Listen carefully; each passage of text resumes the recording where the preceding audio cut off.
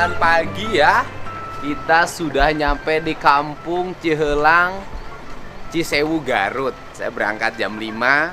Hari ini kita ke Garut, ke daerah Rancabuaya, menempuh perjalanan ya kurang lebih 7 jam deh, agak lumayan ya. Bertemu, ada permintaan warga untuk bertemu, menyampaikan pesan-pesan Pak Prabowo pada warga di Kabupaten Garut. Nah, nih rumah makan langganan saya kalau lewat sini. Mak, hei, bau kene tak? Oh, bau kene. Iya. Makan 8 orang. Ayam goreng naya. Harus beli Pak. Oh, udah 8, 72. Ya, udah 8.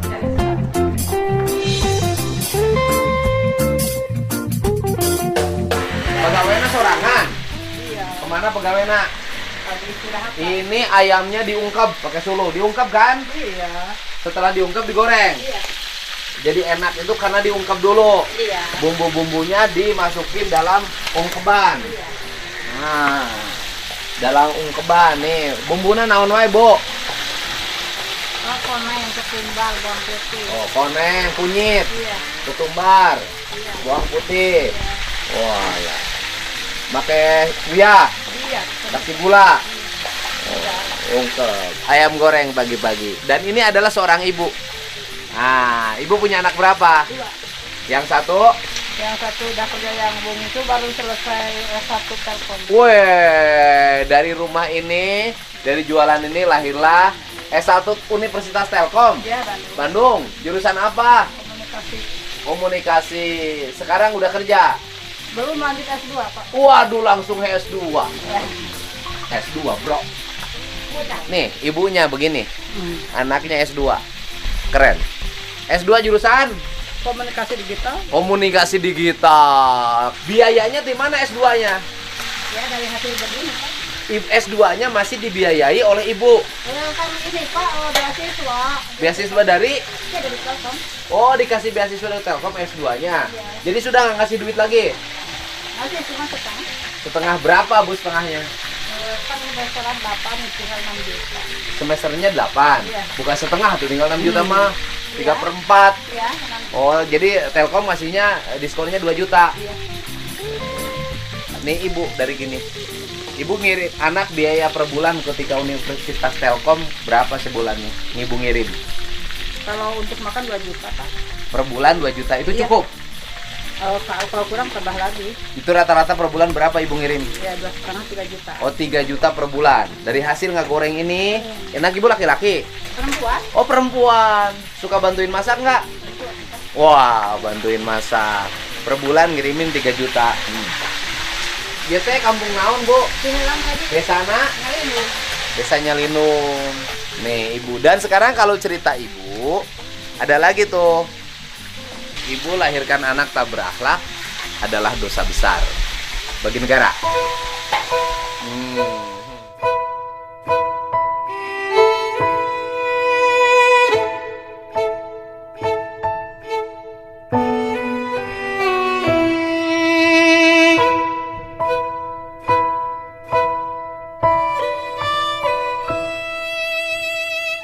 Ini sekarang orang rame ngomongin akhlak, ngomongin etika.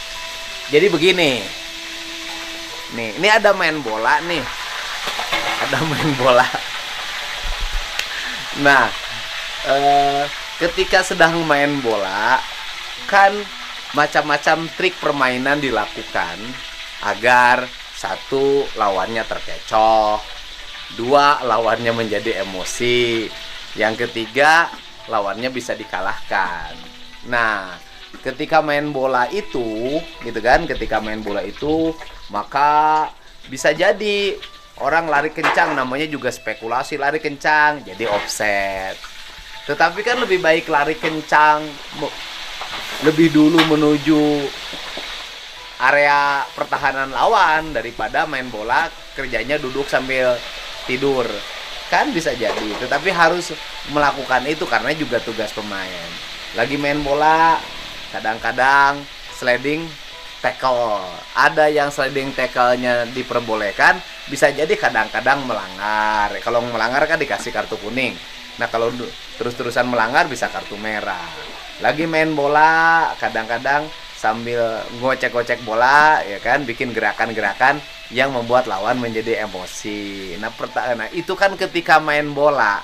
Nah, ketika main bola bisa jadi orang melakukan itu, siapapun ya, apalagi seseorang yang masih muda, tenaganya lebih gede, semangatnya lebih tinggi, lebih gesit, ya namanya juga anak muda kan, pasti lebih berani dong. Nah, pertanyaannya adalah, apakah gaya-gaya yang bermain bola itu akan dibawa setelah main bola? Atau misalnya sebelum main bola juga sama gayanya seperti itu? Belum tentu juga. Kalau dalam pandangan saya tidak tahu. Saya tidak tahu pernyataan itu ditujukan pada siapa. Tetapi kan pernyataan itu disampaikan setelah terjadinya debat Cawapres. Semua publik pasti memahami dan mengarah pada tujuan ke Mas Gibran.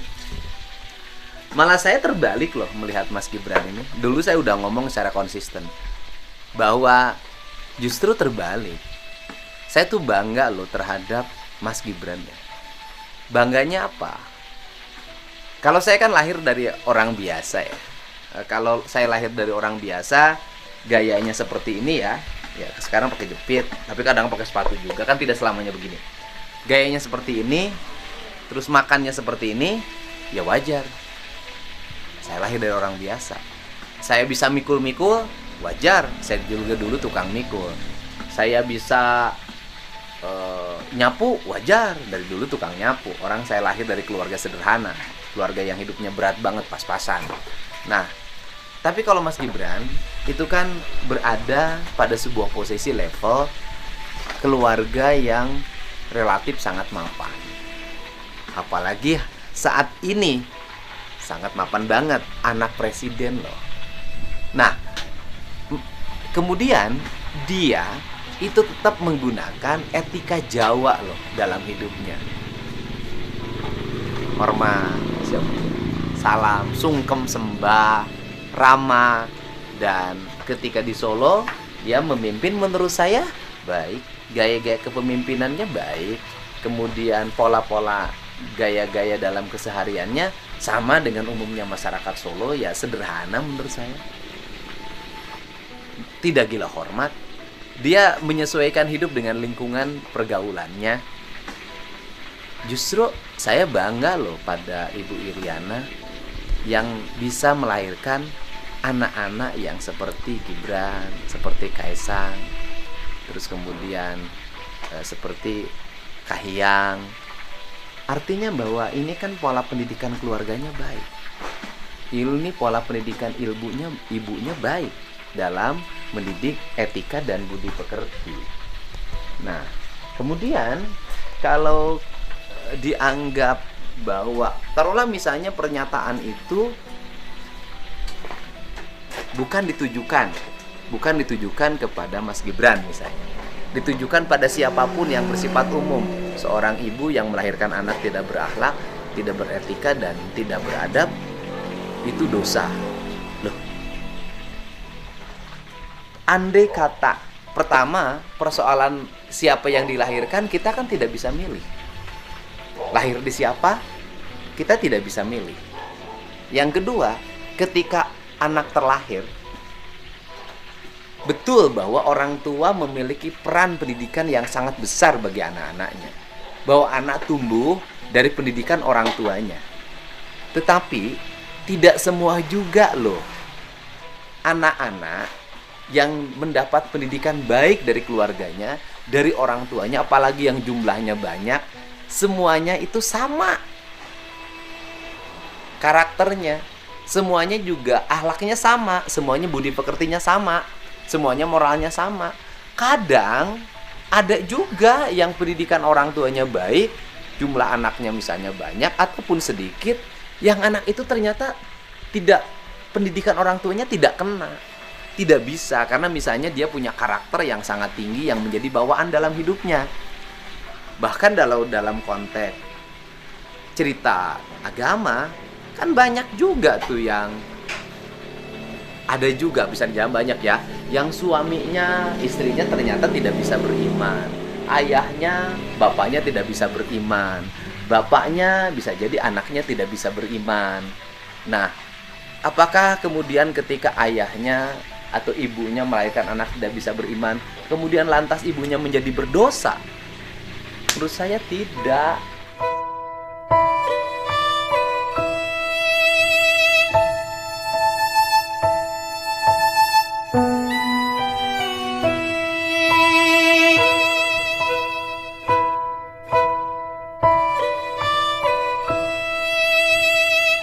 Selama dia sudah menjalankan kewajibannya mendidik anaknya dengan baik. Terus kalau begitu nanti kalau ada anak nakal di jalanan, kemudian akhirnya kena kasus pidana, karena kena kasus pidana maka itu merupakan dosa ibunya juga. Terus ibunya harus dihukum juga, harus ditahan juga. Nah, nggak bisa juga seperti itu. Andai kata itu, pernyataan itu ditujukan untuk masalah untuk siapapun tanpa merujuk pada orang dan anak tertentu. Nah, kembali pada Mas Gibran. Nah, Mas Gibran ini apa sih yang menjadi faktor sehingga banyak orang marah? Karena banyak orang kecewa. Dia telah mengecewakan banyak orang, Mas Gibran itu. Mengecewakan apa? Mengecewakan orang yang beranggapan bahwa Mas Gibran itu anak ingusan, tidak punya kemampuan, apalagi melawan orang-orang yang punya pengalaman politik. Seperti Pak Muhaimin dan seorang pakar yang punya kemampuan akademis yang tinggi, pengalaman hidup yang sangat luas seperti Pak Mahfud yang memiliki gelar profesor. Dalam pikiran orang itu kalau gobral. Nah, ternyata ya kan dalam kedua kali debat ya bisa melakukan dialog secara terbuka, menyampaikan visi dan gagasannya dalam sistematika tata cara penyampaian yang sangat baik, dalam artikulasi bahasa yang baik, dalam istilah-istilah yang baik, maupun baik istilah bahasa Indonesia maupun bahasa asing. Nah, itu yang membuat banyak orang kecewa, banyak orang marah. Karena banyak orang marah, biasa kalau dalam politik kan satu, nggak boleh mengakui kehebatan orang lain. Itu biasa dalam bidang politik, orang begitu. Siapa sih orang yang selalu mengakui bahwa orang lain juga baik? Ya Pak Prabowo. Pak Prabowo mah kalau debat, saya setuju terhadap pendapat Anda. Saya setuju terhadap pendapat Bapak. Saya mendukung apa yang Bapak sampaikan. Gak ada orang sejujur Pak Prabowo. Yang lainnya nggak pernah mau jujur.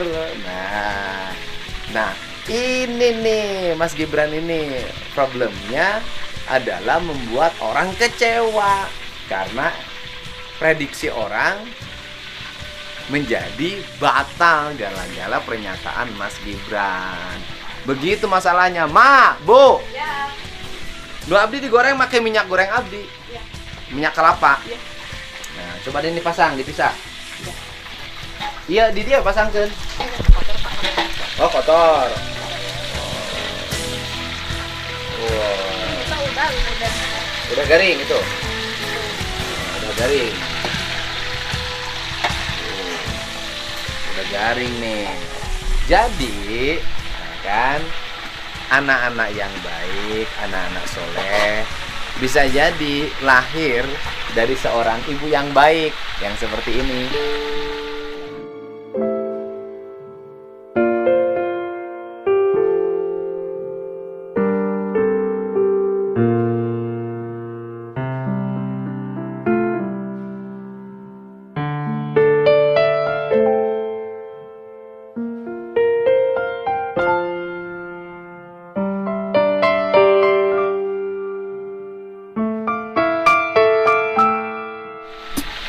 Anaknya kuliah S2, ibu mau kuat bengkung-bengkung begini, nyari duit tiap hari.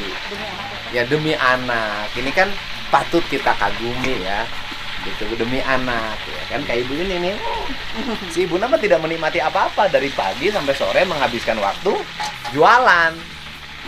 Ya, nanti anaknya udah selesai S2, bisa bekerja dengan baik, saran saya jangan dulu nikah.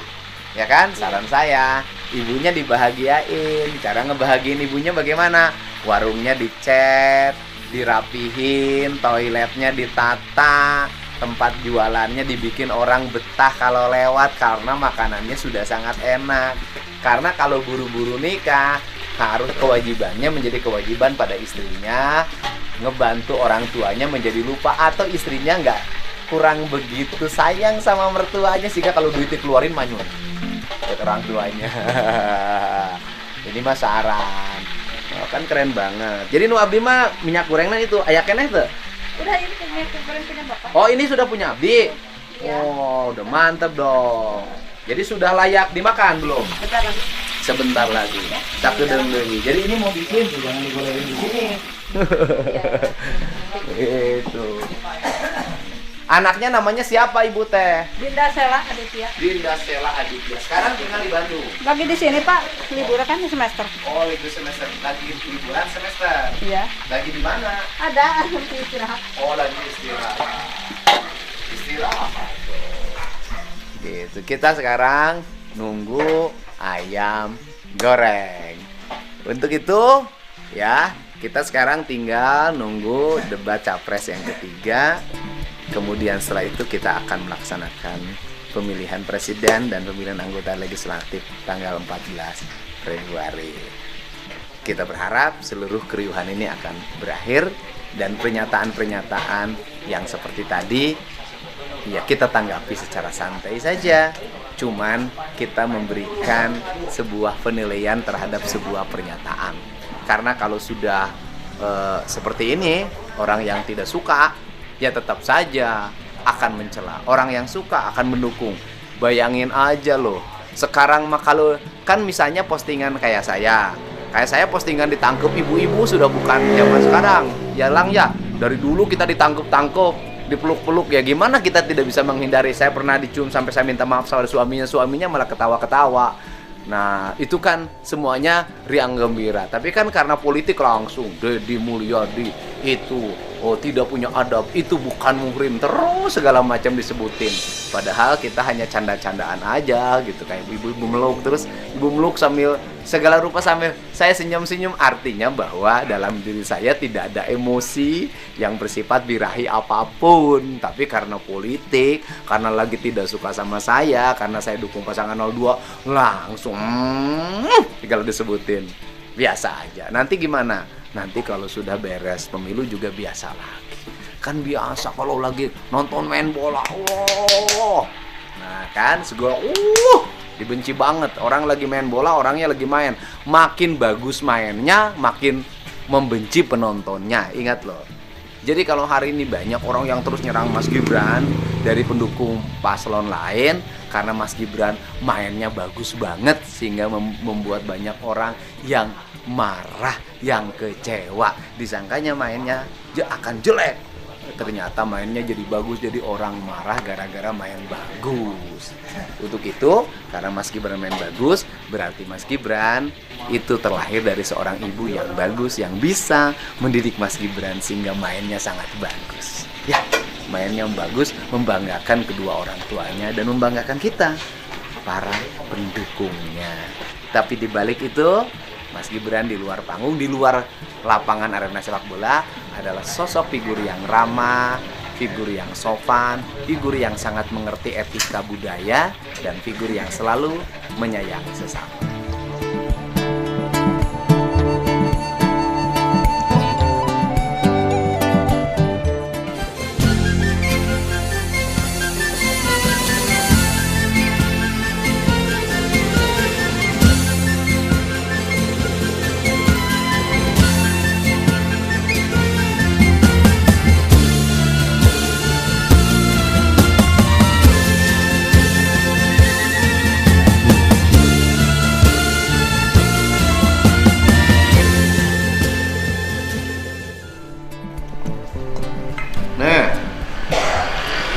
Top, kita mau makan sekarang. Oke? Tinggalkan urusan keriuhan politik, kita makan goreng ayam. Kalau bahasa digoreng, menjadi keributan. Tapi kalau ayam digoreng menjadi kenikmatan. Oke.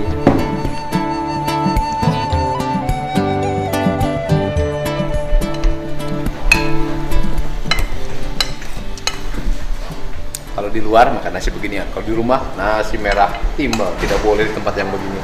Ya, kalau perjalanan apa aja kita makan.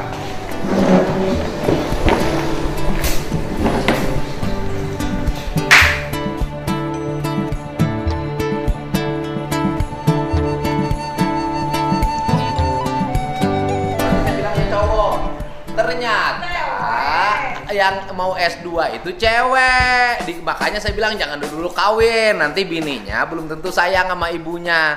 Ternyata perempuan. Sini dong nih. Waduh, udah selesai.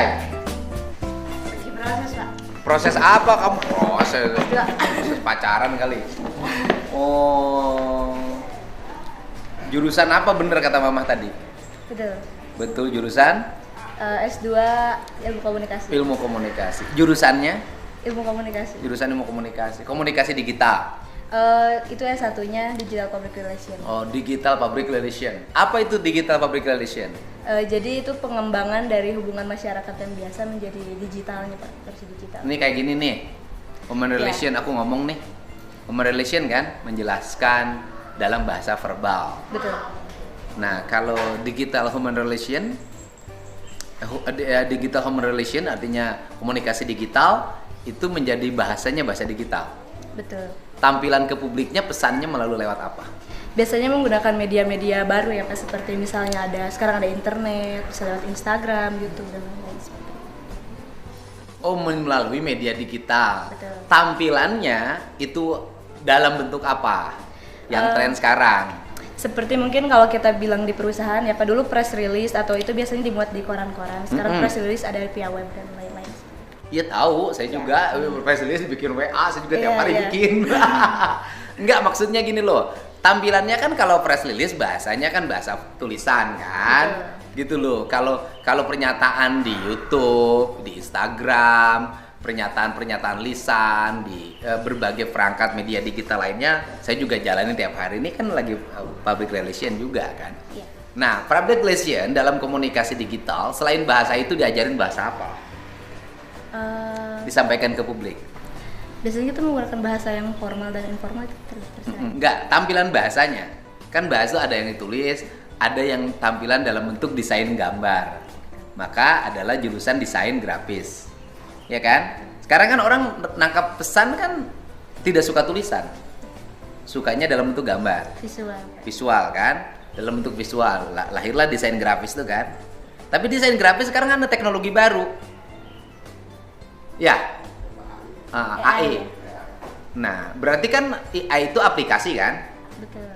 Jadi orang menggunakan aplikasi itu. Bayar nggak? Kalau yang bagus rupanya Ke AI-nya bayar? si pembuat developer.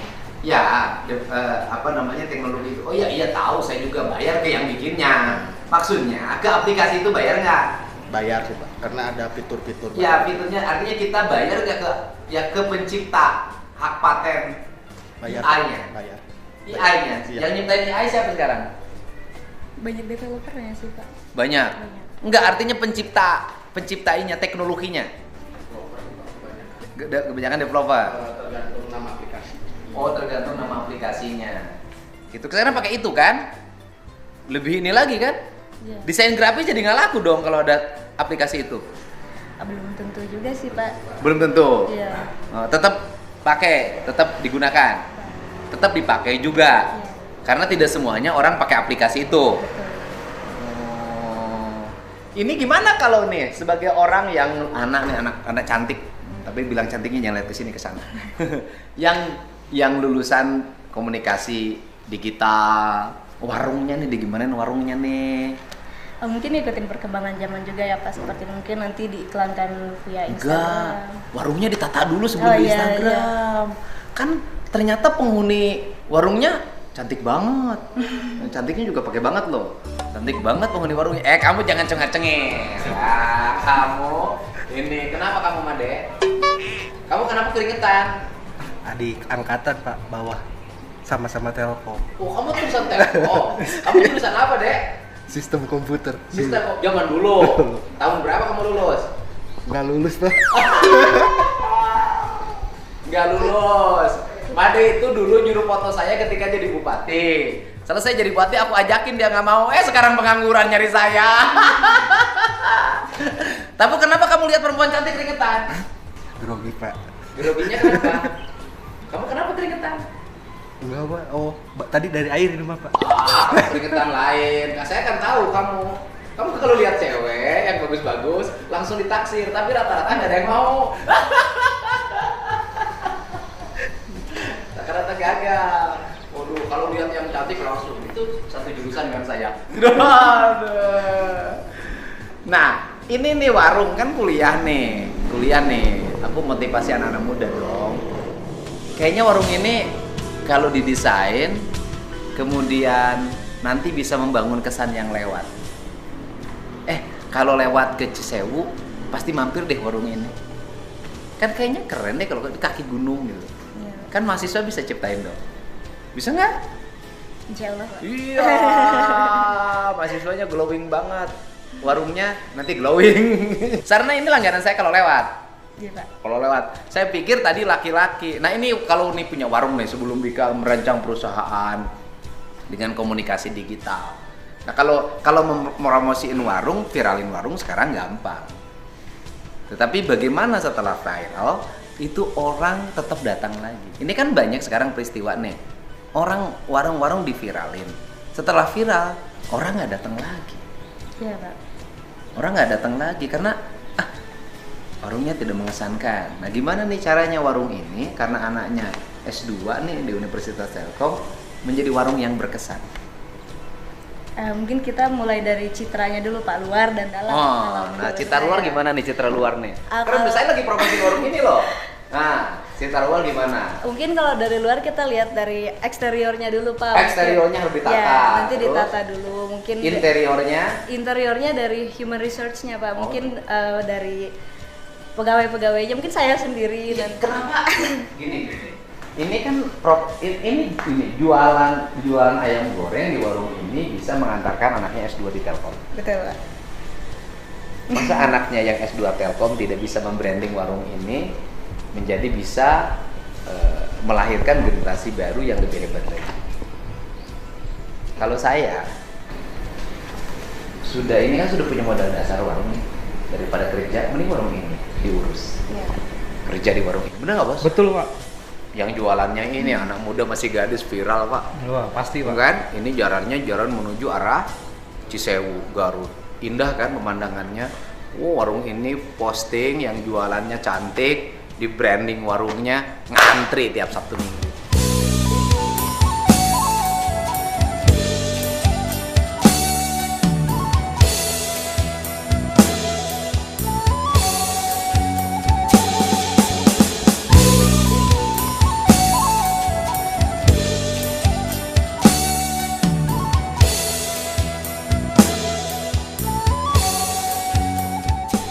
Ayam gorengnya udah keren loh, enak banget.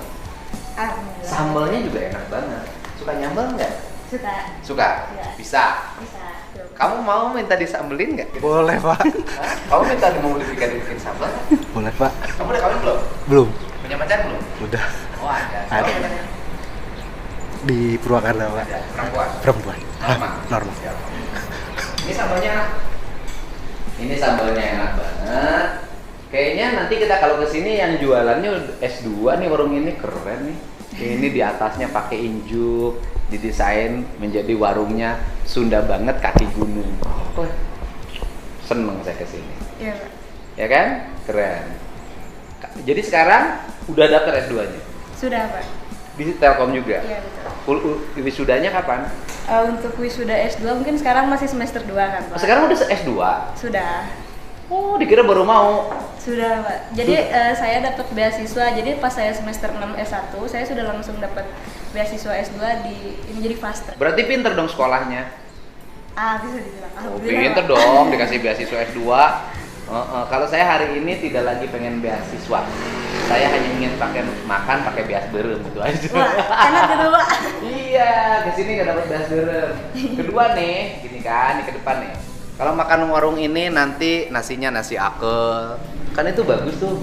Hawunya itu kalau dirapiin, ditata, perapiannya, kemudian nanti view-nya masuk ke sawah. Nanti jualannya bukan hanya jualan nasi loh, jualan ikut ngegoreng ayam. Iya. Melihat view yang indah itu udah bayar. Jualan bawa pete, nanti dibakar sendiri, di sana dihawu, itu udah jualan. Kayaknya keren deh warung ini kalau dikelola nih sama mahasiswanya. Ya, sayang soalnya daripada sekarang kerja. Kalau kita kerja berapa sih gaji pegawai? Bener nggak? Iya. Gaji pegawai paling tinggi udah pengalaman kerja 10 tahun, 20. Buka warung bisa nggak 30 juta sebulan? Bisa Pak. Saya asli loh, saya punya binaan namanya Sate Si Bungsu. Itu jualannya mulai dari 50.000. Itu bisa dilihat di TikTok, di mana-mana ada. Sekarang omsetnya sehari sudah 15 juta. Sekarang nih, karena saya lagi kegiatan pembinaan, sering banyak orang datang ke rumah saya tiap hari puluhan ribu, sehingga harus dikasih makan. Sate Si Bungsu itu sehari bisa menghabiskan sate itu 25.000 tusuk sampai 30.000 tusuk. Kali 2 kali kegiatan orang datang 60.000. Wah, udah kan? Iya Pak. Keren dong. Sini ya, kasih selamat. Belum saya tahu bayar berapa namanya? Sebentar ya Pak. Mama, Bapak. Ya. Ibu udah pernah ngarang kasaha tulis? Ya, Ngarang kasaha? ngarang ka ibu na. Wah, belum hari udah bermorah gitu. Ka ibu ka bapak na. Oh, Ba ini nya di bawah ya? ya Bu. Bungkus ya? Enggak, mau dibungkus dibawa ke mana Bu? Orang naik kali itu terus kancing aja. Berarti jalan kan? Gimana Teh? Makasih banyak ya, Pak sama-sama, buat tunggu insight-nya, ya. Pak. Kasih. Nih, ya. Cukup kan? Ya. Ya. Terima kasih Pak. Jaga-jaga Pak.